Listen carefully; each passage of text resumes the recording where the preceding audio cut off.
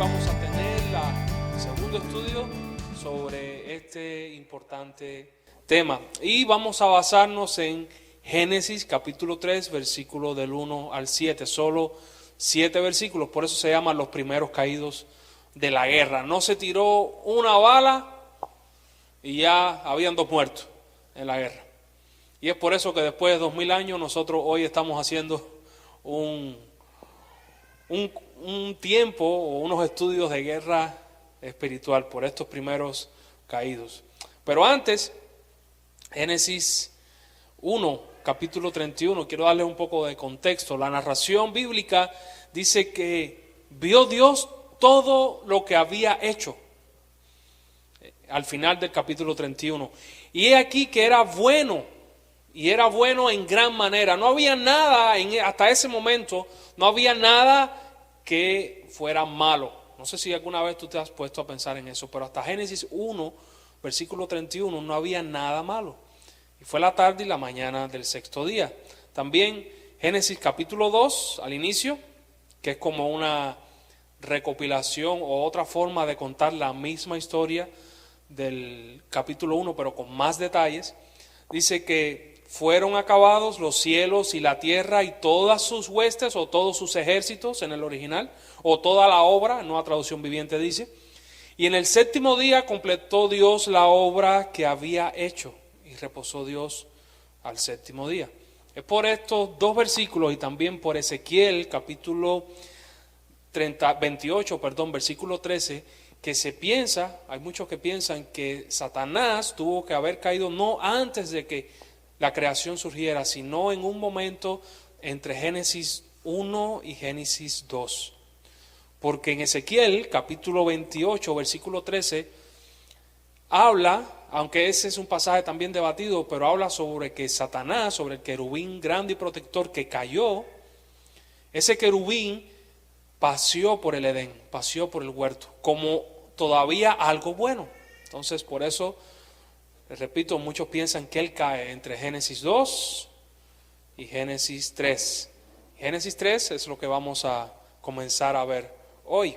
Hoy vamos a ver varias cosas y vamos a ver cuál es el campo de batalla, cuáles son algunas de las estrategias o artimañas que Satanás tiene para intentar destruirnos, y vamos a ver también cómo podemos vencer esas estrategias que el diablo pone en nuestra vida día a día. Y lo vamos a ver con Génesis capítulo 3, versículo del 1 al 7. Versículo 1. Dice así: la serpiente era el más astuto de todos los animales.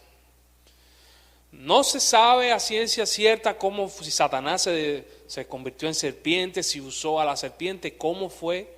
Lo cierto sí fue que Satanás a través de la serpiente y se presentó delante de Eva, no para hacer un ataque frontal, no para allá desde el principio decir, oye, lo que tienen que hacer es esto, rebelarse contra Dios. No, muy inocentemente, entre comillas, se presenta delante de Eva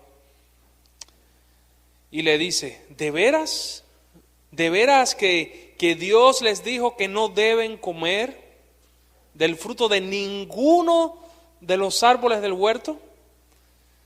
Cuando Eva escucha esto, probablemente, es una pregunta, no me está haciendo una afirmación, es solamente una pregunta. Seguro que es que la serpiente está desinformada y hay que informarle bien lo que Dios dijo. Pero detrás de esta pregunta, lo que Satanás estaba intentando hacer era degradar o atacar directamente el carácter bondadoso de Dios. Era como si Satanás estuviera diciendo, oye, Dios no creó todas las cosas para que las disfrutemos, y te dijo que no comieras de nada, que Dios es más cruel y más opresor, que no te quiere dar libertad para que tú puedas hacer lo que tú quieras hacer, ser libre, ser el capitán de tu propio destino.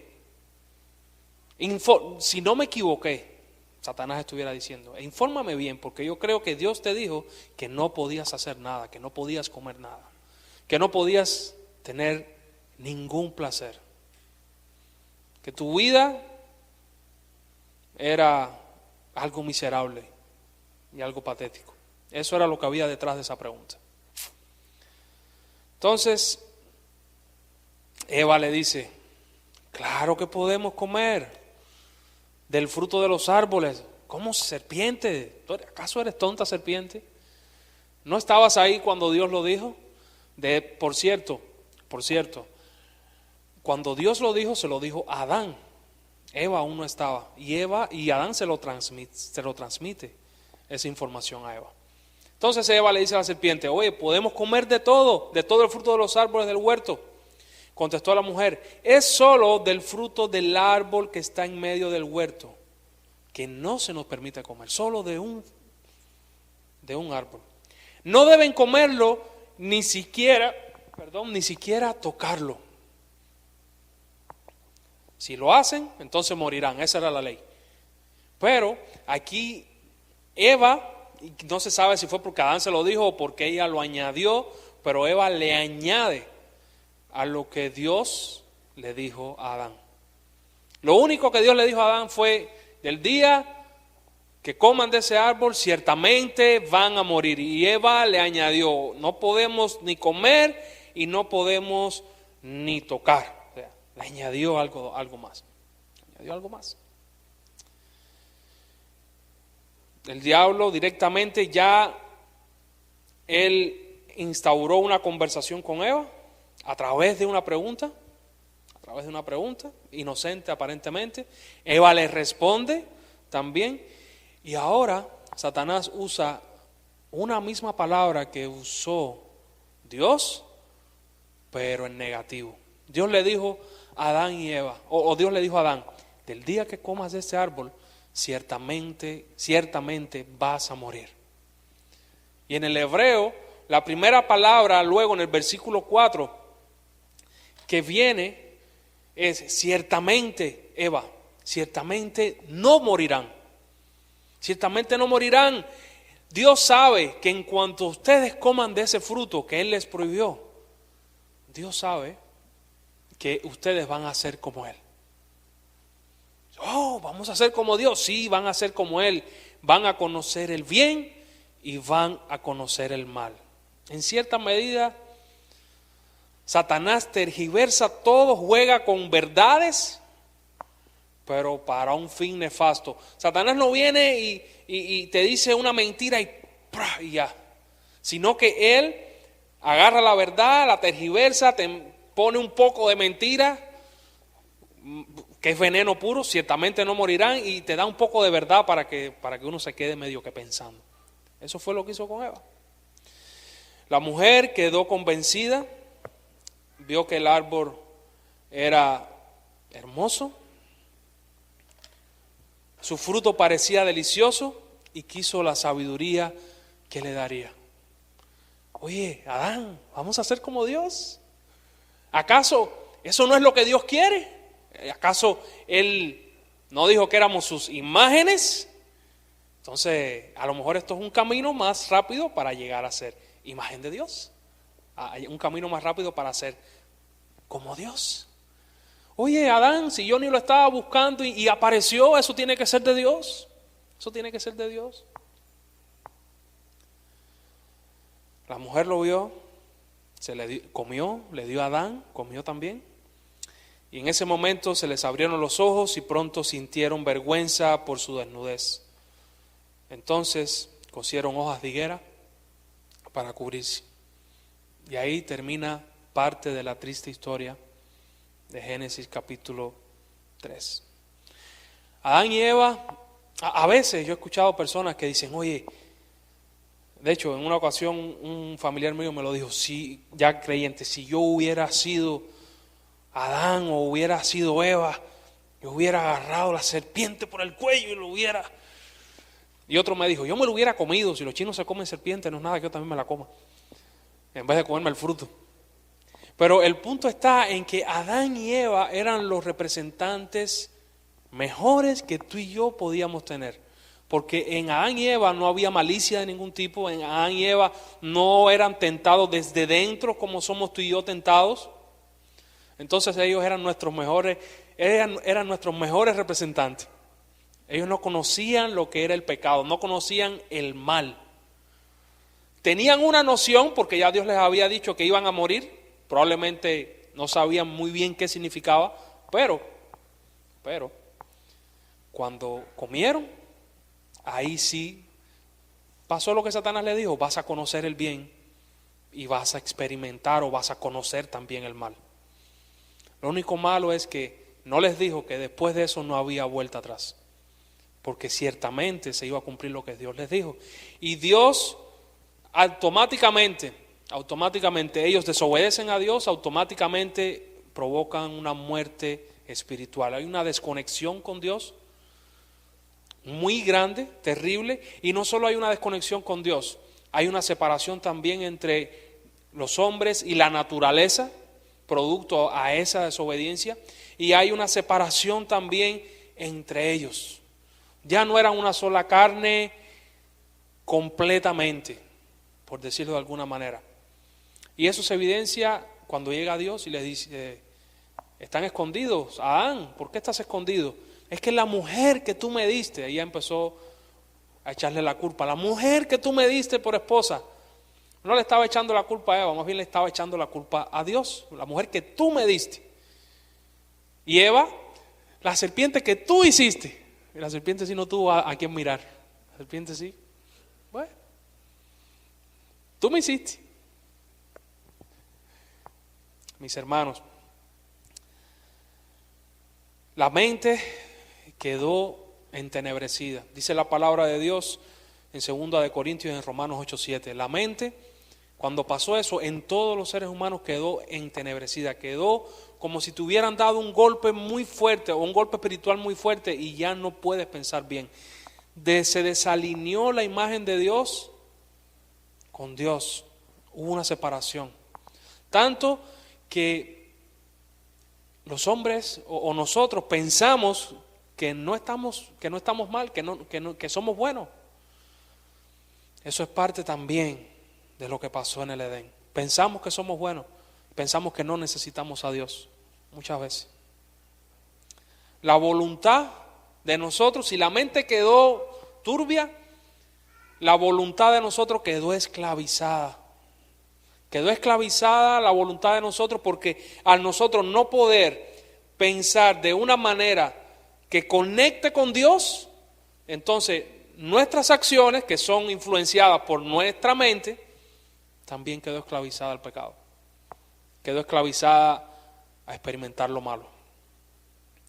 También el corazón, dice la Biblia, que se endureció, como si fuera piedra. ¿No han visto novelas a veces?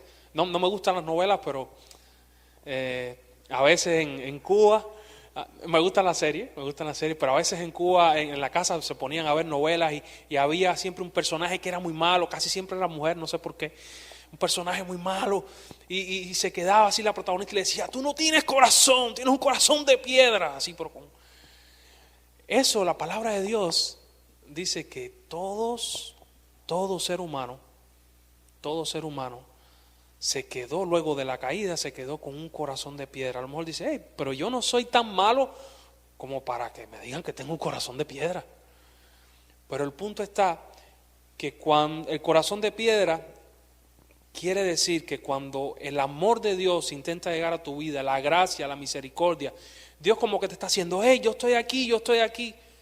De hecho, en Corintios Dios está diciendo que a través de los cristianos o los que prediquen a Cristo es como si Dios les estuviera rogando a las personas, reconcíliate conmigo. Y ese corazón de piedra lo que hace es no. En ese sentido, un corazón de piedra tenemos. Hasta que dice la palabra de Dios que Dios quita el corazón de piedra que nosotros tenemos y nos pone un corazón de carne, un corazón que ahora sí esté conectado con Dios, un corazón que cambie lo que pasó en Génesis 3, un corazón que glorifique a Dios. Pero como hombres antes de Cristo. Esta era la condición: una mente entenebrecida, una voluntad esclavizada y un corazón endurecido. El ataque, mis hermanos, el ataque vino en Génesis 3, vino en el entorno que le rodeaba. No se apareció un extraterrestre a hablarle a Eva, se apareció un animal del Edén. En ese momento, el más astuto, la serpiente. Y eso de que era el más astuto es un detalle para nosotros. El enemigo que nosotros tenemos no es tonto, el enemigo que nosotros tenemos es muy astuto, el más astuto enemigo que podamos tener. Entonces, fue en el medio, en el lugar donde ellos estaban. Con Job, por ejemplo, después de todo lo que le pasó, la tentación o las palabras para más destruirlo vino de su mujer. Y ojo, he hecho mucho énfasis en la mujer, no estoy diciendo que la mujer sea la culpable, nada que ver. De hecho, en Génesis 3, el que de verdad fue culpable fue el hombre. Si el hombre hubiera decidido no comer, otra cosa hubiera pasado. Entonces, pero en Job, por ejemplo, la mujer le dice: ya mira todo lo que te pasó, maldice a Dios y muérete. Maldice a Dios y muérete. Con Jesús, el diablo fue y le tentó 40 días. Pero no solamente quedó ahí, dice que Satanás se apartó por un tiempo, pero después buscó formas y maneras de tentarle. ¿Saben una de las maneras que le tentó? A través de Pedro. Lo vamos a ver un poco más adelante. Entonces, la tentación o como Satanás obra en nosotros también, su táctica no ha cambiado, es a través de lo que nos rodea. Puede ser a través de tu familia, puede ser a través de las redes. Nos intenta influenciar porque el campo de batalla es la mente. Dios quiere tu mente y Satanás quiere tu mente. El campo de batalla no está en otro lugar, el campo de batalla no está aquí en un sentido así que físico.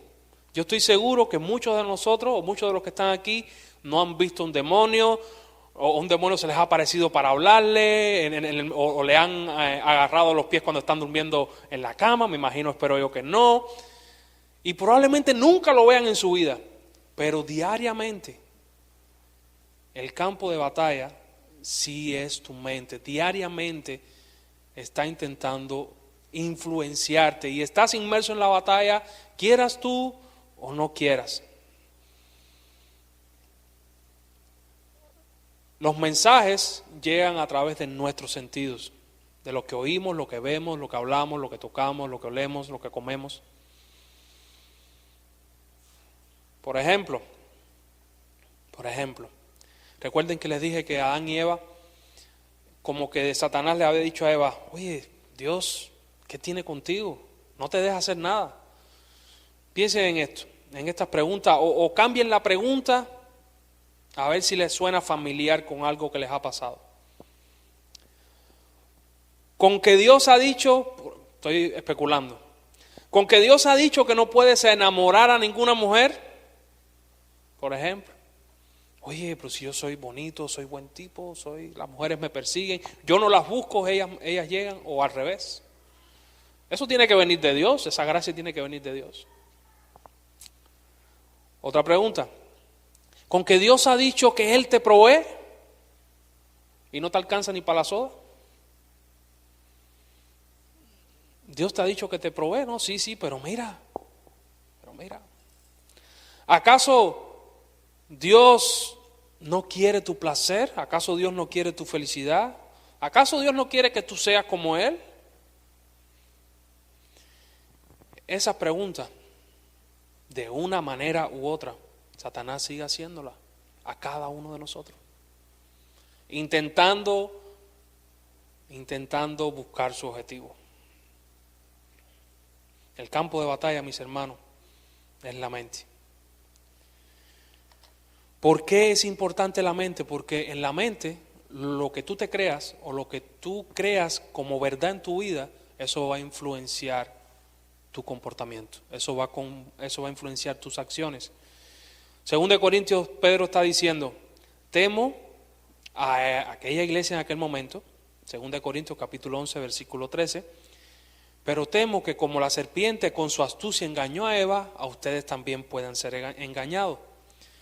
Miren lo que pasó con David, que ya lo vimos el domingo pasado. Se levantó Satanás contra Israel e incitó a David a hacer un censo. Y esa palabra incitó quiere decir estimuló, sedujo, persuadió, provocó a David a hacer un censo.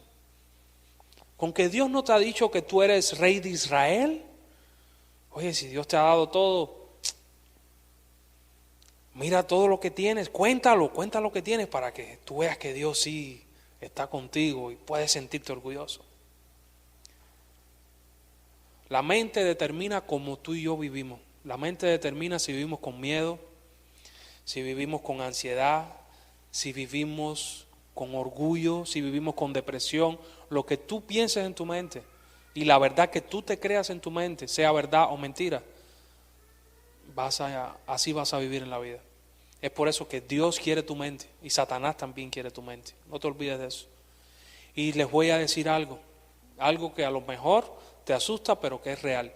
Tú y yo, cada uno de nosotros, seamos o no cristianos, nos hemos creído mentiras a lo largo de nuestra vida. Y tenemos mentiras arraigadas en nosotros que es como si fueran verdades. Desde pequeño. A lo mejor en la familia las has adquirido, a lo mejor en tu escuela, a lo mejor en tu contexto. Y gran parte de la obra que Dios hace en la vida de nosotros es eliminar esas mentiras que nos hemos creído para que creamos su verdad a través de su palabra. Lo que quiere Satanás es cambiar nuestro pensamiento, distorsionar nuestra imagen. Si cambia nuestra mente, cambia nuestra manera de vivir. Por ejemplo, con Eva. Eva cambió la idea sobre Dios. Dios no quiere que seamos como Él. Si Él nos está prohibiendo esto es porque Él no quiere que seamos como Él. Acerca del árbol, atractivo para comer. Oh, sí, mira, el fruto. A lo mejor no era una manzana, a lo mejor era un mango, o a lo mejor era un chile. ¿Sabrá Dios? Acerca de las consecuencias, no moriremos. ¿Y saben por qué, mis hermanos? Porque lo que hace Satanás muchas veces, él distorsiona la palabra de Dios, pero también minimiza las consecuencias de lo que nos va a pasar. No te va a pasar nada, no te va a pasar nada. También al mismo tiempo cuestiona el carácter de Dios. Dios lo que quiere es tu mal, hacerte el mal. Y también te hace pensar que la tentación es una posible bendición. Nunca tú vas a caer en algo que no te guste o que lo veas como algo malo. Si tú lo ves como algo malo, no lo vas a hacer. No lo vas a hacer. Pero ahí es en donde Satanás actúa en nosotros. Te hace pensar, oye, a lo mejor sí. Te hace ver los beneficios ocultándote los efectos negativos. Y la oferta incluso puede venir a través de personas alrededor de nosotros que han sido engañadas, porque cuando hacemos eso nos engañamos o han sido autoengañadas. Por ejemplo, con Jesús, Mateo 16, versículo del 13 al 17. Estaban hablando, de pronto estaba Jesús con sus discípulos y se presenta esto. Cuando llega Jesús a la región de Cesarea de Filipo, preguntó a sus discípulos diciendo, ¿quién dicen los hombres que es el Hijo del Hombre? Y ellos dijeron, unos Juan el Bautista y otro Elías, pero otro Jeremías y uno de los profetas. Jesús les pregunta, ¿y vosotros? ¿Y ustedes quién dicen que soy yo? Respondiendo Pedro le dijo, tú eres el Cristo, el Hijo del Dios viviente. Y Jesús le dice, bienaventurado Pedro, eso no te lo reveló hombre. Eso tú no lo llegaste a conocer por hombre, eso te lo reveló, se lo pudo revelar solo mi Padre. O sea, Pedro en ese momento, Dios le reveló por gracia que Jesús era el Cristo. Gloria a Dios.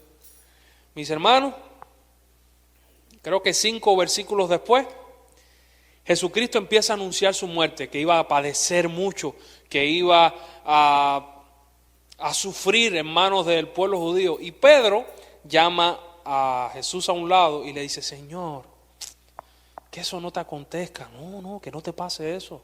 Y tú eres el Cristo, tú eres el grande aquí, tú eres el jefe. No. Y Jesús le dice a Pedro: quítate de delante de mí, Satanás. Quítate delante de mí.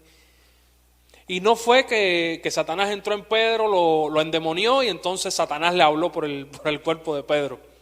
En ese momento, cuando un demonio veía a Jesús, no podía resistir su presencia y salían con gritos y manifestaciones tremendas. ¿Qué fue lo que pasó? Jesús dice: te dije así porque no estás pensando en las cosas de Dios, sino en la de los hombres. Apártate de mí, Satanás, porque no estás pensando en los propósitos de Dios, no estás pensando de una manera bíblica, sino que estás pensando como piensan los hombres. O sea, te estoy diciendo que voy a sufrir, que tengo que sufrir para salvarlo, y tú me estás diciendo: oye, que no te pase eso. Y así, mis hermanos, es como Satanás puede obrar o puede engañarnos a nosotros para que nosotros obremos. Tenemos que estar alerta. ¿Cómo podemos vencer? ¿Cómo podemos ganar la batalla? Primera de Pedro dice: así que preparen su mente. Preparen su mente. No seamos ingenuos. ¿Por qué creen que nosotros insistimos en leer la Biblia, aprender la Biblia, meditar la Biblia, ejercitar la Biblia, ponerla en práctica? Porque si no lo hacemos, si no vivimos nuestra vida de una manera bíblica, de una manera conforme a la palabra de Dios, pues lo está viviendo de una manera que no es conforme a la palabra de Dios. Solo te quedan dos opciones. Solo hay dos opciones. Y es por eso que insistimos, hermanos, tenemos necesidad de que nuestra mente sea renovada por medio de la palabra de Dios. Ahí en donde está la victoria que tú y yo podemos tener. Preparen su mente para que ejerciten el control propio o el dominio propio. Es otra manera de decir lo que estábamos diciendo el primer domingo: mantenernos firmes. ¿De qué manera? Hay que preparar la mente. ¿Cómo podemos preparar la mente? 2 Corintios 10, del 3 al 5 dice: aunque vivimos en el mundo, la batalla no la libramos como la libra el mundo. No es una batalla física. Incluso, mis hermanos, cuando alguien habla en contra de nosotros, nosotros no tenemos que responder como responde el mundo.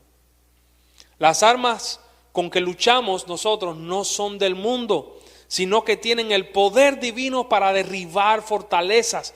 Y yo sé que hay otros lugares donde dice: sí, tenemos armas para poder derribar fortalezas, pero le dan un componente más místico de lo que es. El pasaje sigue diciendo: destruimos argumentos y toda altivez que se levanta contra el conocimiento de Dios, y llevando cautivo todo pensamiento para que obedezca a Cristo. ¿Qué cosa es una fortaleza? Una fortaleza es una mentira que tú te has creído por mucho tiempo, por tanto tiempo, y que tú vives conforme a esa mentira. ¿Y qué es lo que hace el Evangelio? ¿Qué es lo que hace Dios? Dios viene a tu vida y a través de su Espíritu Santo y a través de su palabra te informa, y eso hace que esas mentiras se destruyan. Mi hermano y mi hermana, si tú te vieras y si yo me viera como Dios nos ve, ¿cómo nosotros cambiaríamos? ¿Cómo nosotros cambiaríamos?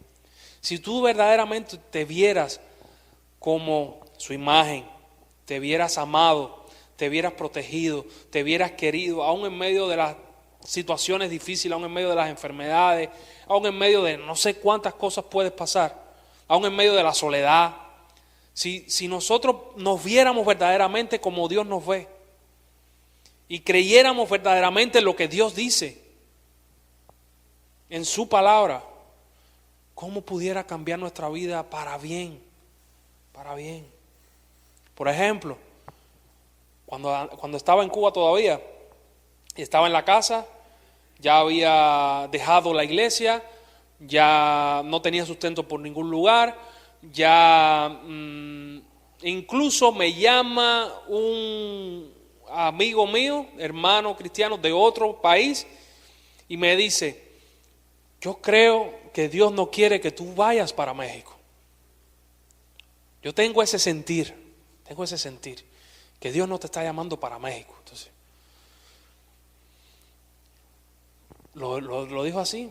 Entonces, por un momento, no, por unos días, yo me deprimí.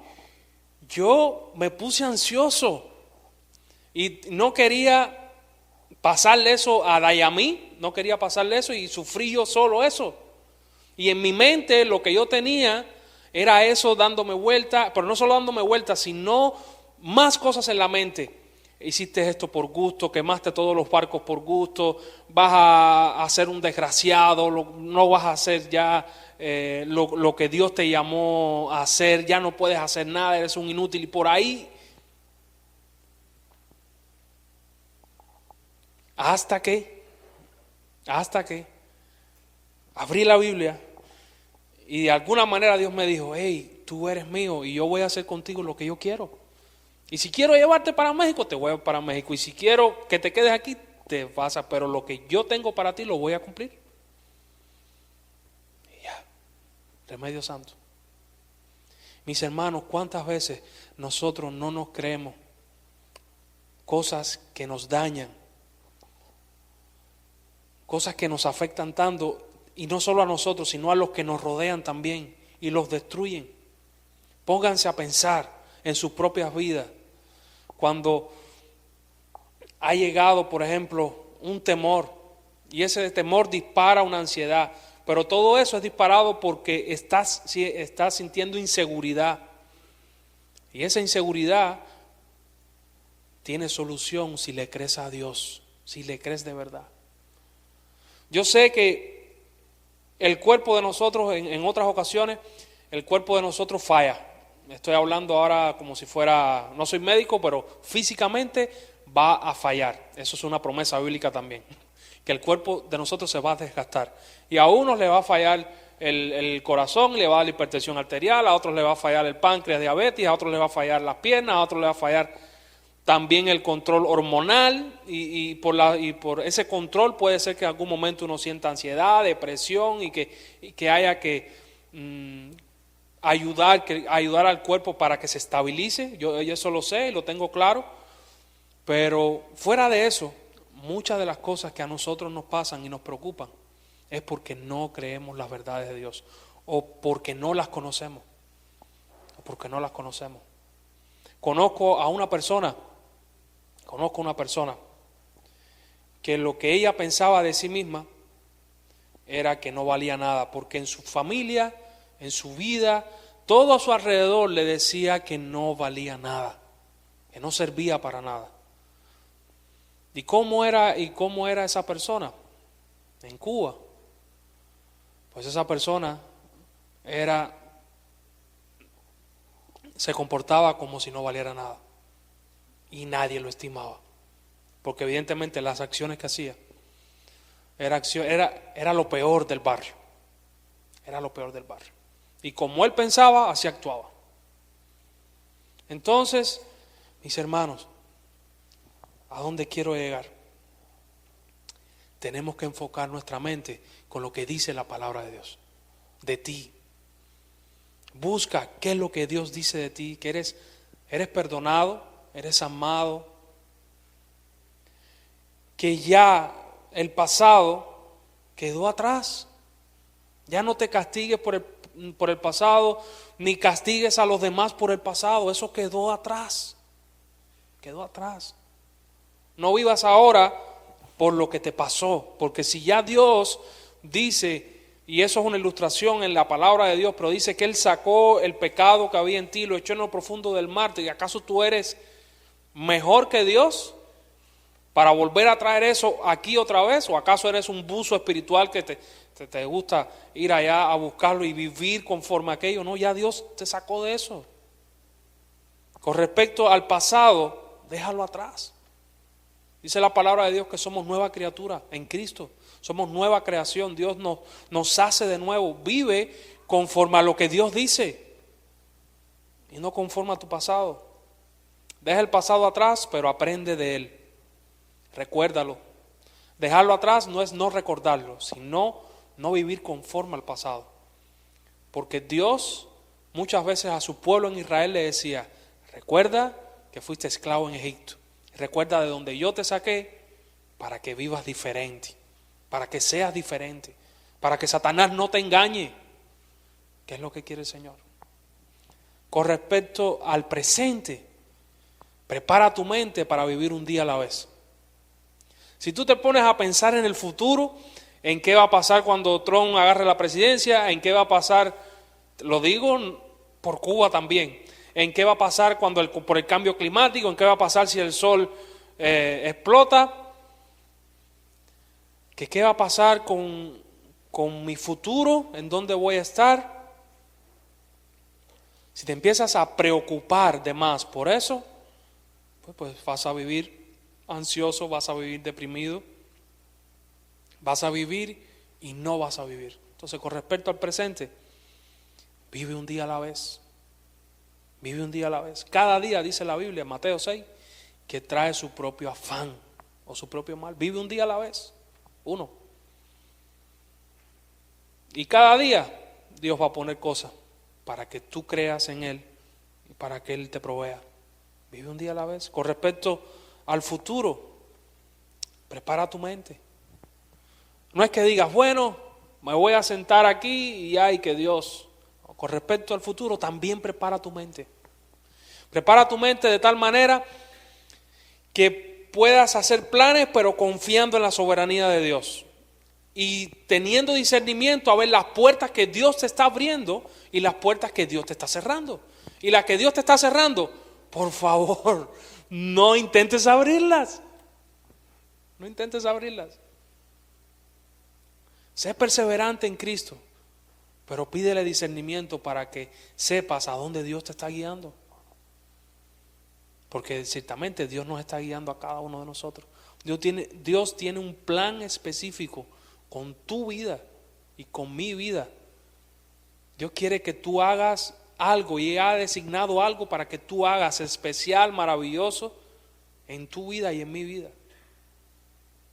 Entonces, con respecto al futuro, prepara también tu mente. Y por lo que estés pasando ahora, ya sea gozo o ya sea tristeza, piensa que tu futuro mayor ya está garantizado. Ese ya está garantizado. El futuro a donde va toda persona que cree en Cristo verdaderamente, ese ya está garantizado. El eterno ya está garantizado. Esta vida aquí es un soplo y se va. Es como la hierba, florece en el campo y luego se seca. Pero tu futuro está garantizado. Pastor, qué va a pasar con mis hijos? ¿Qué va a pasar con esta situación que estoy enfrentando? ¿Qué va a pasar con que me voy a quedar solo? ¿Qué va a pasar con el cáncer que está llegando a mi vida? ¿Qué va a pasar? Yo no sé lo que va a pasar, pero yo sé que si tú eres hijo de Dios, Dios tiene cuidado de ti. Dios tiene cuidado de ti. Prepara tu mente. Prepara tu mente para que Satanás no te engañe. Porque si él te engaña, no vas a resolver ningún problema y te vas a angustiar más y vas a sufrir más. Pero si decides creerle a Dios y confiar en Cristo, su gozo estoy seguro que te va a sustentar. Él te lo ha prometido. Él te lo ha prometido. Y todo, hermano, todo desde Génesis hasta ahorita, se basa en una sola cosa, en una sola palabra: creer. Creer. Si tú le crees a Dios, Dios te va a respaldar. Creer. Si no le crees a Dios, estás creyendo la mentira que el diablo quiere que creas.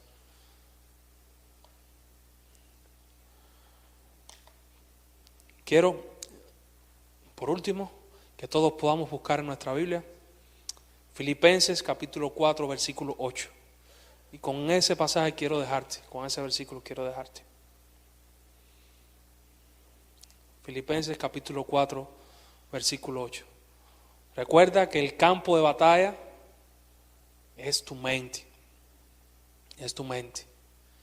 Un creyente no puede ser poseído por el diablo. Dice en primera de Juan, que a los hijos de Dios, todos los que han creído en Dios, el diablo no los toca.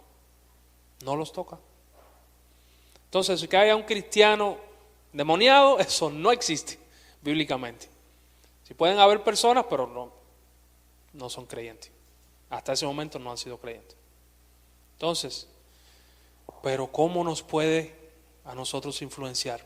Repito, a través de nuestra mente, a través de poner pensamientos que nos destruyan. Y si seguimos esos pensamientos, ten por seguro, no es que vas a padecer lo último y que ya Dios te va a abandonar, porque Dios a sus hijos no los abandona, pero sí vas a tener consecuencias, y sí vamos a tener consecuencias. Filipenses 4:8 dice, es como la conclusión: por lo demás, hermanos, en todo lo que sea verdadero,